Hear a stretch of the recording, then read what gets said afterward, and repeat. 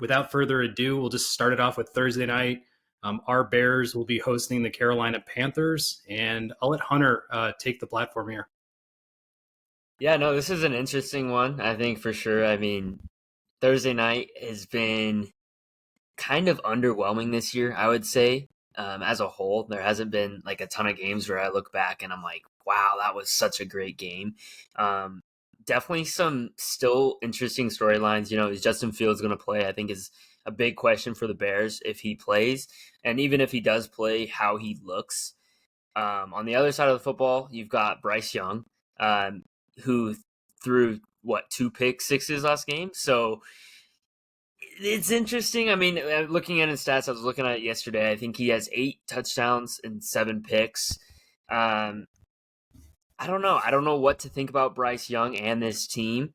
Like I said, I don't know. This could be a very interesting game in the sense that they have.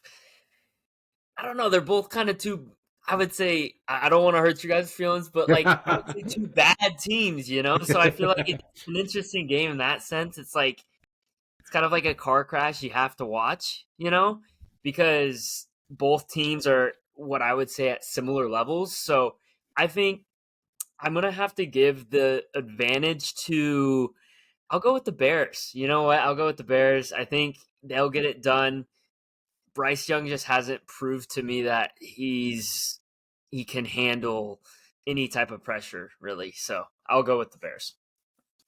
Yeah, and hey, just for the record, no feelings harmed on this podcast here with regards to the Bears, White Sox. In fact, I think that keeps it just more interesting, I think, for us, just talk about the issues of the world. So, but no, I agree. Part of me is like I want to cheer for the Bears to at least win this game because I want the Panthers to maintain their top draft pick for us to pick. Whether it be 1, 2, 3, something like that. So, and with the Bears, I think we might get another win or two here.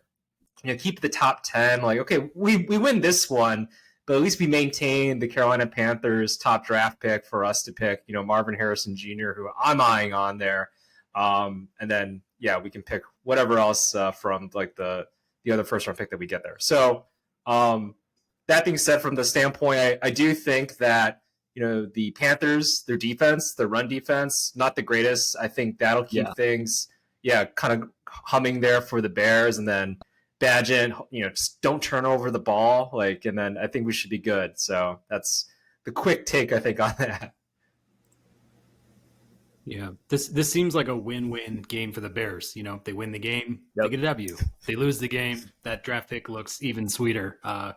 Coming from Carolina, I'm with you guys. I mean, I feel like looking at Bryce Young, I was actually in the game at Detroit. I think I've mentioned this on the pod, but watched Bryce Young live this year. And yeah, it's hard for him to kind of see over that line. It's hard for him to, basically get out of pocket, make throws, or even dart around for some extra yards. Like he's just been getting swallowed up back there.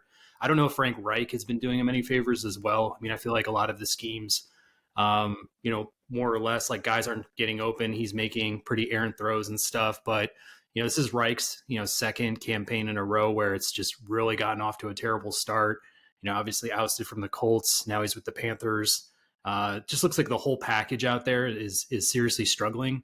My thing is, I'm just wondering, is Justin Fields going to be back this week? No, he's nursing the thumb.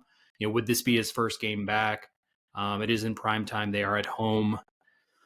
I really want to give them the nod. If it is, Tyson Bagent yet again, he's looked serviceable to maybe a little bit below average at this point. And I think Carolina is capable of winning a game here.